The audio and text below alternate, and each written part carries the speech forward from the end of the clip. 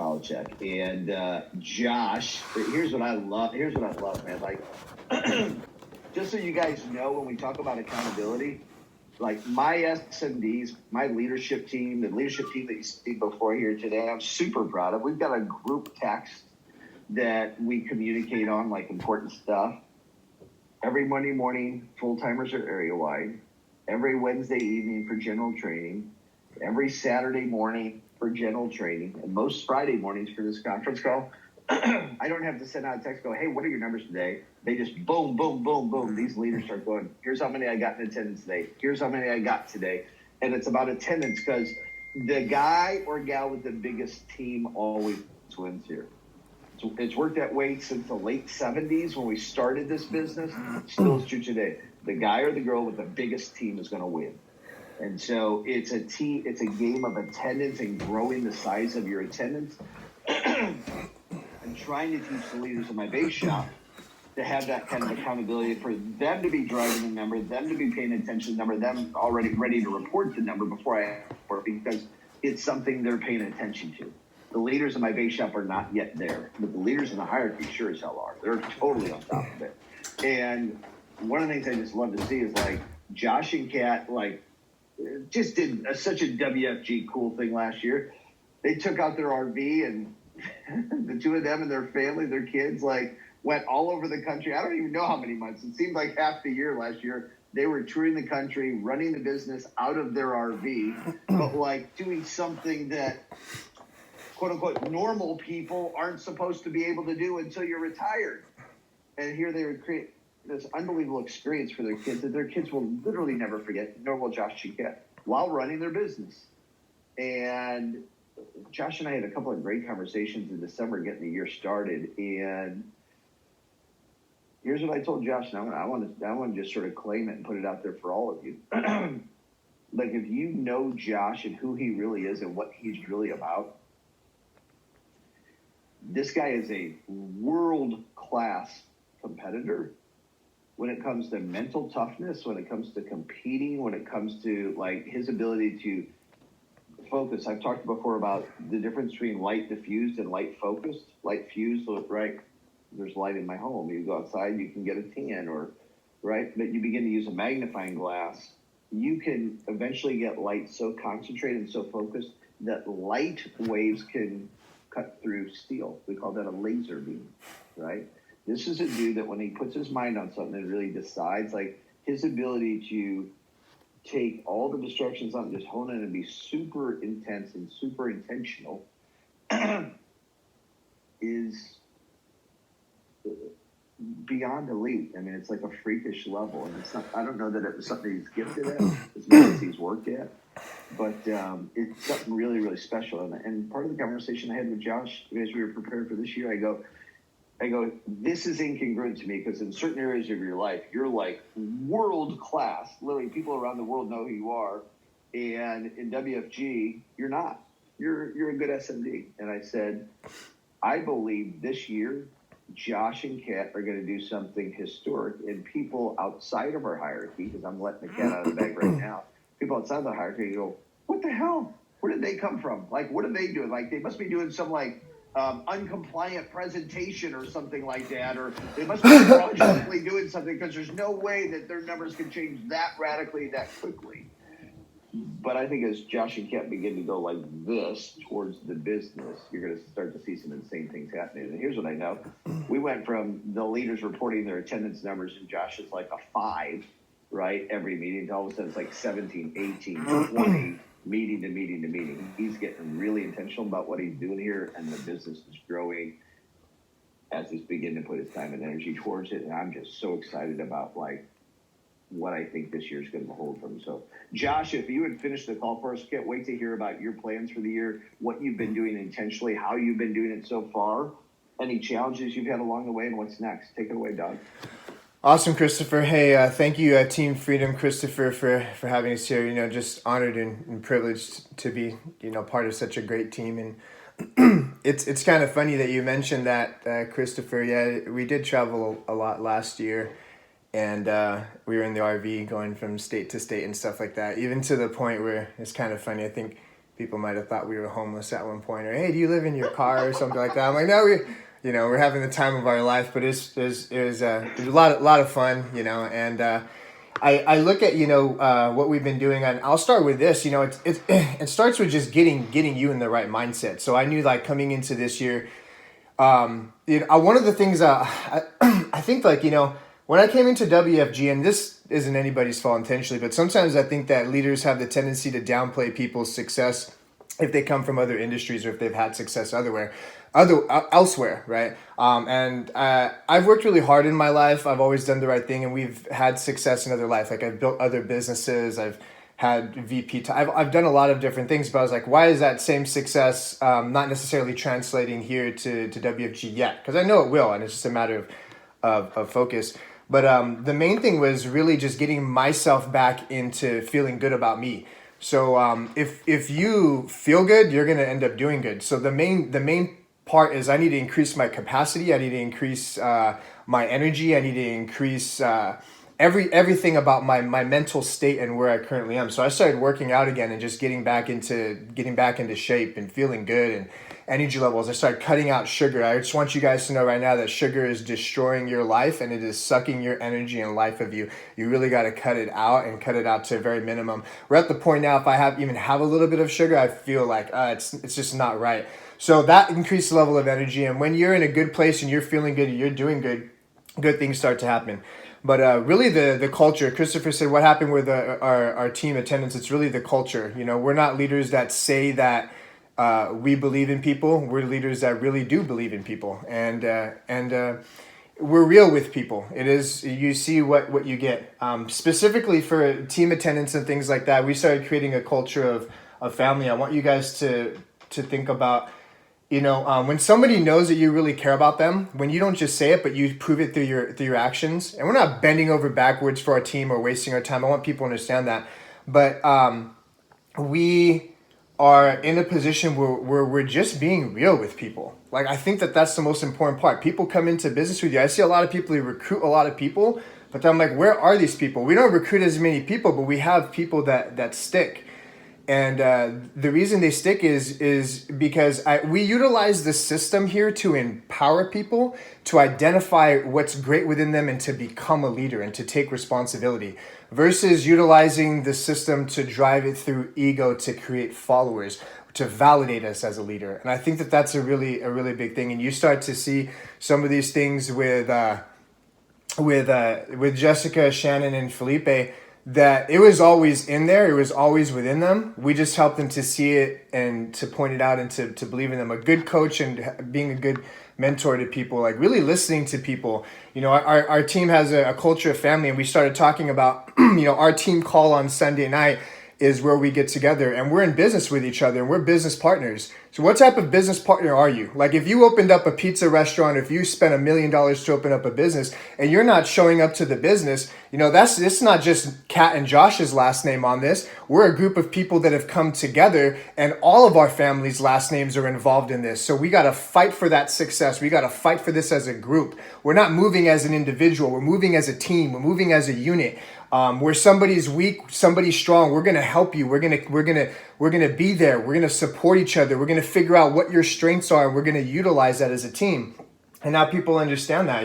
We told them we're putting together a championship team. So if our championship, our when you show up to practice, you're showing up to practice on Wednesdays and Saturdays and Monday mornings for our team meetings. That's the practice. That's when we come together as a team to learn to practice. But the game time throughout the week is also where we're going out as a team and we're doing stuff and we're making things happen. And being on calls, being on Zoom calls, observing, giving feedback. Like, our team's in a situation right now where the feedback that they're giving, because the trust and respect has been built there, that they're giving us the feedback of the stuff. Like, as an SMD, you want your team to give you feedback or debrief with you. They're going to tell you the things that they want you to hear, but they're not going to tell you the things that they should tell you so you can give them course correction. Our team's in a position now where they're doing that because the trust is there.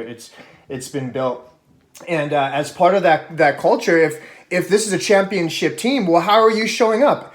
Is your camera on? Like, did you show up to practice to the championship team, but your jersey's not there? You only have your bottom half on, but your top half is not on, right? So there's a culture of a team. There's a fight. There's a together. There's a like, we're going to the top. I've had philosophies where people tell me, and if I use these philosophies where they say, hey, you know what, don't invest your time into building and creating that person. Some of the people and stuff you wouldn't see today.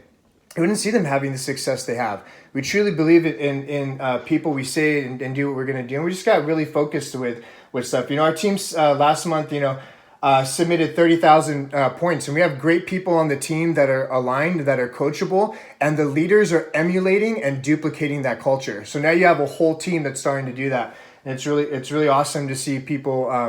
You're going to see some good things come from us. I'm not going to talk too much about it. We're just going to do it. Our recruiting numbers weren't there. We had 7 on the board that hit. I believe we're really at 9 because I don't know, like 2 were towards the end of the month. So I don't know if they're carrying over to this month or it just hasn't updated from the last update, but we would have had 9, and that we're focusing just on double-digit recruiting because I looked at our numbers across the board. Our licensing ratio is like 30%. Our points to recruit ratio, all this stuff was great. So I'm like, we have great numbers with what we have. All we have to do is increase the volume of what we're doing with more activity, and it's just been it's been great. I think that the when you really are in a position where you're leading from your heart, when you're just real with people, when you care about them, if somebody comes to you with a concern, if somebody comes to you with something, like, people want to know, like, that they're here, that you're there to be there for them, that you're there to support them.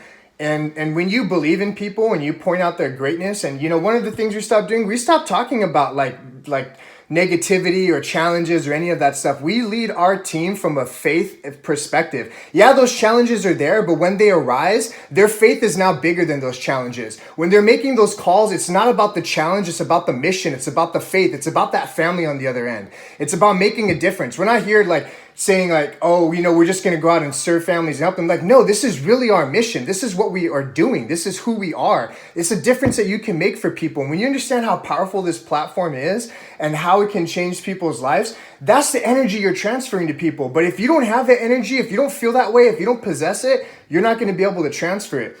And we just started getting really clear on the faith part and just building that. Like, man, the right people will be in business, the right clients. And now our team starts to develop that. And then you have leaders like Jessica who just emulate that. And then they believe in themselves. And then now that everyone's starting to raise their identity and think higher and elevate, and I call it operating in the flow of blessings. Like, if you're in fear and doubt and worry, if you're negative, if you're down energy, like, that's not the flow that God operates in. So if I want to receive blessings, how can I think one way and be over here? And then all the blessings are on this side and I need to operate in that side there. So I just really just being grateful for everything, just having a positive attitude, and just having the team have that mindset's really just has been incredible. And we're going to see some awesome things happening. We're implementing some more things where you're going to start seeing some more numbers, but I'm proud. We switched over to not submitting premium with stuff over the last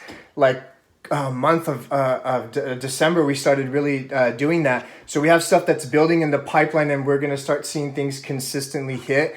Our people are getting better and better at trainers, and they're at being trainers and getting feedback, and just newer people are modeling that now. And when you have a team that's all on the same page, when it's not just about a leader, but they feel like, I'm no more important than the newest guy that comes onto the team. Like, that dude's goals and dreams that comes onto the team is just as important as my goals and dreams. And we make that person feel like, hey, when you're here, your goals and dreams are a part of this. And if we stick together, if we fight through adversity together, if we have faith together, if we work hard together, all of our last names are going to be changed because of that. And I think that's it's a culture.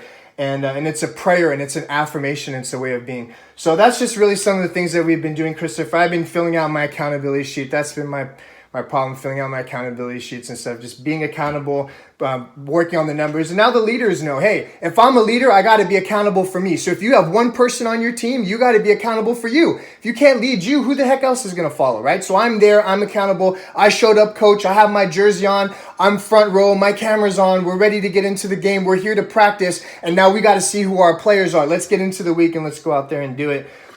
And, I think that sometimes people are scared, like, oh, I might lose a sale, I might lose a recruiter, I might lose that. I'd rather give somebody the experience and build somebody and give them the feedback and give them the ability to do something and take action and to gain that belief and to improve upon it than to not do anything at all or not give them a chance or opportunity. So, those are just some of the things that have been helping us. The main thing is faith. The biggest part of everything what you're doing here is making sure that you're putting God first, operating in that flow of blessing and creating that culture, creating that mindset. We don't see challenges, we see opportunities. We don't see, we don't speak about stuff that is going to take away from it. We speak about everything that we want to be. So we don't include those words. The Proverbs, we've been reading Proverbs a lot as well. So our leaders are able to identify language. Like I don't teach a leader to follow. I don't teach someone to follow me. I teach them to identify like, what is that leader's language? What do they talk about? What is their like? How to look? So then they start to know and recognize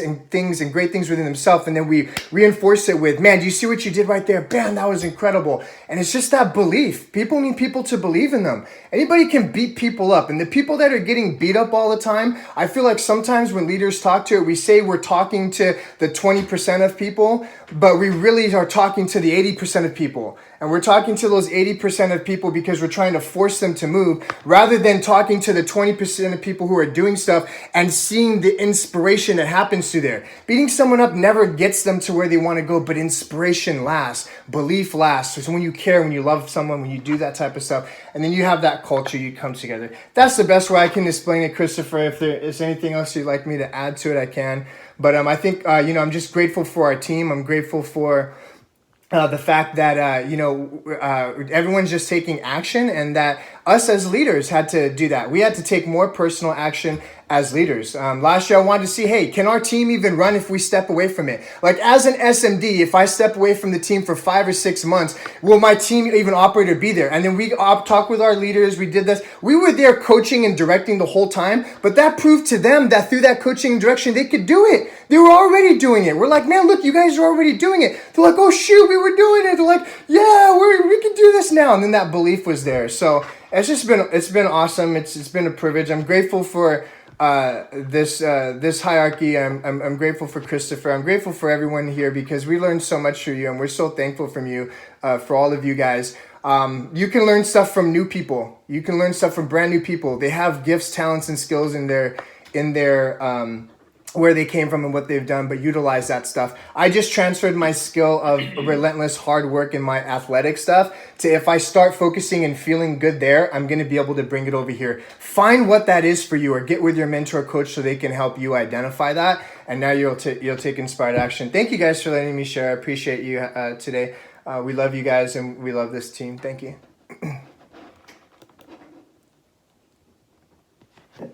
That's a leader I would freaking follow.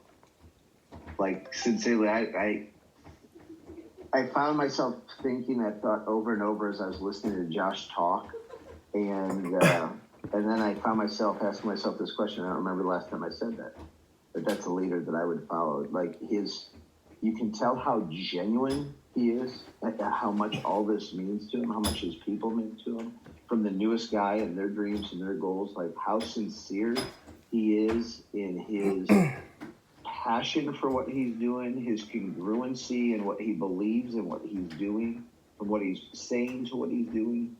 When leaders are really congruent and really sincere and really genuine and really transparent and really care about their people more than they do about themselves, it shows. Like that's a dude I would follow right there. And I think if you were paying attention, it's not Josh giving a good speech. He didn't have a speech prepared. You can tell that's Josh speaking from his heart.